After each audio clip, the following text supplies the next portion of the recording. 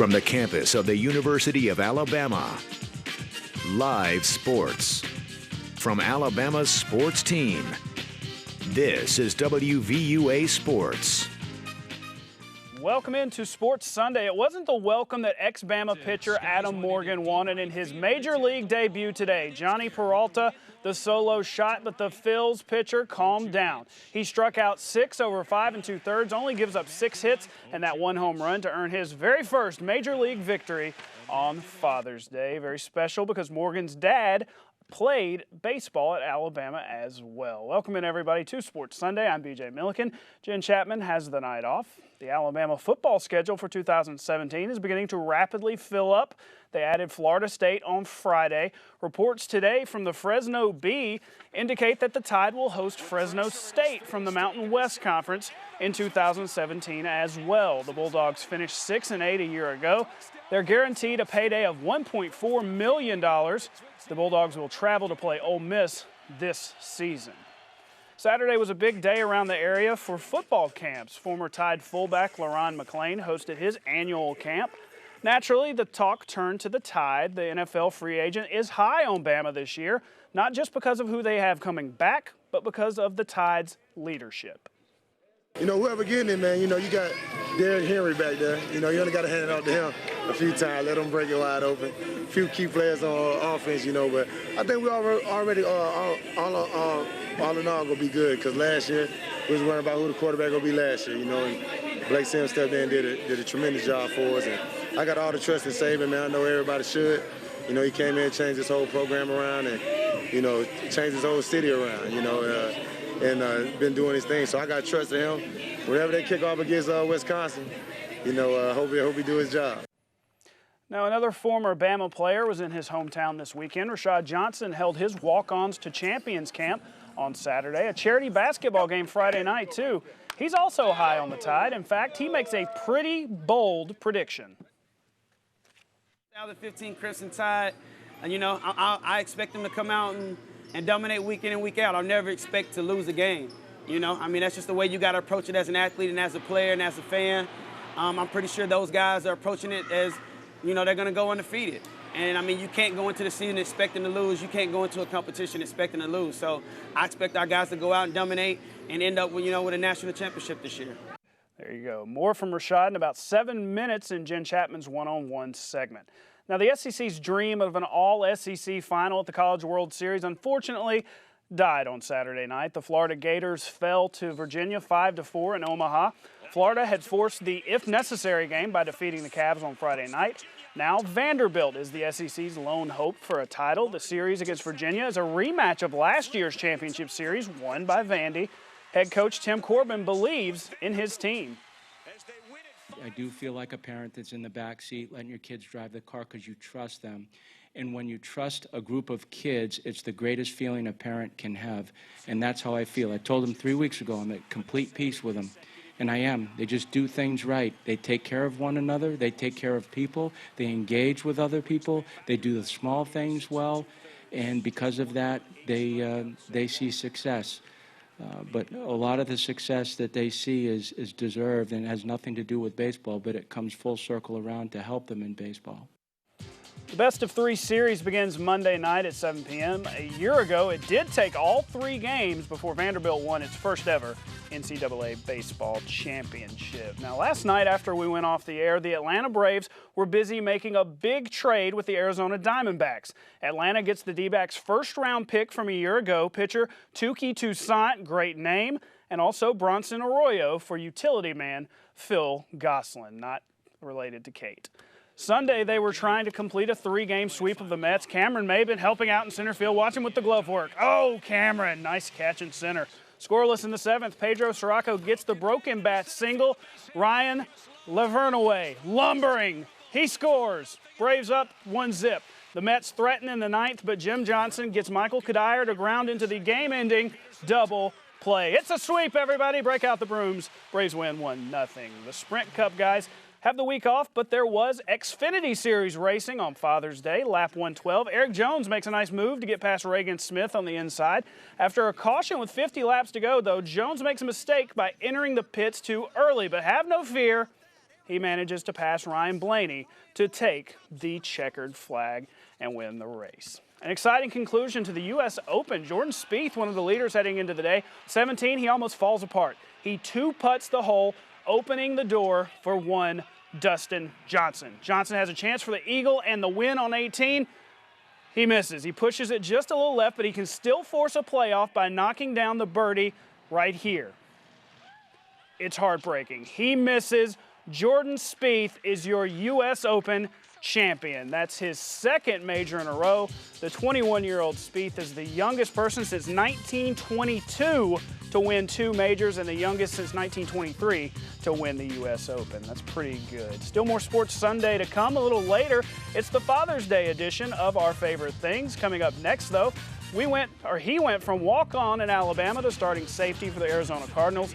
Jen Chapman sits down with Rashad Johnson to discuss his remarkable story and tell us about his famous finger. That's right. Stay tuned to find out what I'm talking about. It's coming up after the break. It's a big week for Alabama safeties in the NFL. Landon Collins signed his rookie contract on Friday with the New York Giants. The deal's worth 4 years, for 4 years, worth $6 million. 2.7 of that is guaranteed money for Landon. He's expected to enter the starting lineup for the Giants from day one. There's no doubt that players like Landon Collins worked very hard to get where they are, but some guys didn't come out of high school with a lot of fanfare. One of those overlooked players was Rashad Johnson. He's the subject of this week's One-on-One with Jen. Nick Foles for the win. Number 26 for the Arizona Cardinals wasn't a big-name recruit out of high school. Most coaches didn't even know who Rashad Johnson was. But the determined young man from small-town Sulligent, Alabama, who graduated with only 54 people in his senior class, walked on the University of Alabama's football team and made his name known. I didn't let any outside force dictate how I came to work each and every day. You know, there were teammates of mine that would criticize me the way that I practiced, that would tell me I needed to calm down, but I didn't stop until I reached the goal, and that goal was a scholarship and an opportunity to play at the University of Alabama. So no matter what your goal is, no matter what you're trying to push forward, don't let anything or anybody stop you. And I mean, that's the message that I lived, that's the message that I overcame, so that's the message that I continue to preach. Johnson went from a walk-on to a 2-year starter and captain for the Tide, then a third-round NFL draft pick, and says playing under Nick Saban was life-changing. Playing for Coach Saban was the best thing that ever happened to me. Coach Saban was a great coach, but he was also like a father figure to me as well. He taught me so many little intricate details as a football player. He just taught me how the little details in football make such a big difference in the player you are on the field on Saturdays. And I did the same thing in my life as well. The intricate details, the small things is what add up to make the bigger picture. Johnson's work ethic still evident in his professional career, the only rookie in the Cardinals' 2009 class to start a game that season. Johnson says it's easy to see why so many Alabama players make it to the NFL. And he's trained us way harder in college than we'll ever have to work once we get to the NFL. So that's why it's such a feeder program and honestly the best program in the country if you're trying to go to the NFL. You know, Coach Saban knows the way. He has the blueprint. A go-getter, a fighter, a role model, all describe Johnson. But how about resilient? In 2013, Johnson lost the end of his left middle finger on an attempted tackle. He kept playing. We learned so much at Alabama about, mental clutter and being able to block out things that don't matter and being able to channel your focus on the next play and forget about all other things that are going on around you. And that was just something that I dialed into when that happened. It got hurt my finger, I'm dialed in. I got to concentrate on this play. Then after the play, you feel the pain, but you're concentrated in on the next play. Another carryover from Alabama to Arizona, the expectation to win. Honestly, nothing less than a Super Bowl. We got a very good team. We got some very experienced players, a lot of guys returning. So I expect us to be very good and pick up where we left off last year and making sure that we finish this season the way that we should have finished last year. Johnson watches every Alabama game and says this year's team needs one focus. In order for this year's team to be a great Alabama team, they have to live off this season. They can't live off last year's team that made it to the first playoff and made it to the championship game. They can't think that they're going to do that just because last year's team done that. You have to go in, establish your identity each and every year, each and every game, and they got to approach it one game at a time. As for the guys trying to prove themselves, take it from a guy who already did. Keep fighting. If you're a walk-on and you keep seeing 5-star athletes walking in and getting a spot before you, I would tell you to keep fighting, keep believing, and it's, at the end of the day, everything is in God's control. No man can close any door that God has opened. No man can open any door that God has closed. I'm a firm believer in that. He has our destiny in his hands, and if you're faithful to him, he'll be faithful to you. And it says, faith without works is dead. So in order for me to show God that I believe in him, that I have faith in him, I have to make sure my work aligns with my faith. So I would tell them to work hard, and if your work is aligning with your faith, God will do the rest, and everything else will work itself out. Great stuff right there from Jen and Rashad. You can find that interview later on WVUA 23's Facebook page. Still more to come on Sports Sunday, including a tribute to dads everywhere. Stay tuned. We'll be right back. Hey, it's been a great week for the Chicago Blackhawks. They, of course, wrapped up the Stanley Cup by defeating the Tampa Bay Lightning. Now they're showing off that. That's Lord Stanley's Cup, of course. They did that today at the White Sox game. The guys were able to pose with the trophy on the field. Many of them had their kids in tow for Father's Day. That's big time.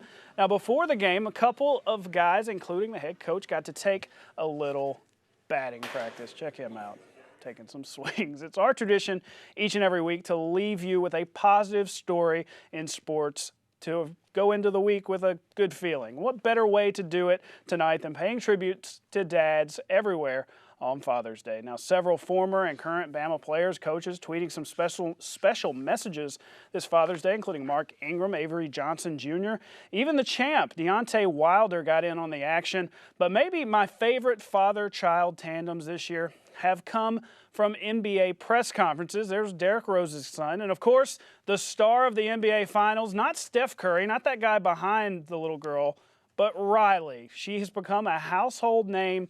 So that was really pretty cool. Something else that happened that was cool today on Father's Day, one of my favorite baseball players growing up was Tony Gwynn. His son plays in the Padres minor league organization. He had a game-winning hit today on Father's Day. I'm sure that made him feel really good. So from me, myself, I'm a dad, to all of the dads out there, have a great day, have a great night. It's a hard job sometimes, it's a challenging job, but it's definitely worth it. Thank you guys for watching. Don't forget, more sports coming up tomorrow and, of course, throughout the week with Jen Chapman. That's all the time we have for tonight. We'll see you next week.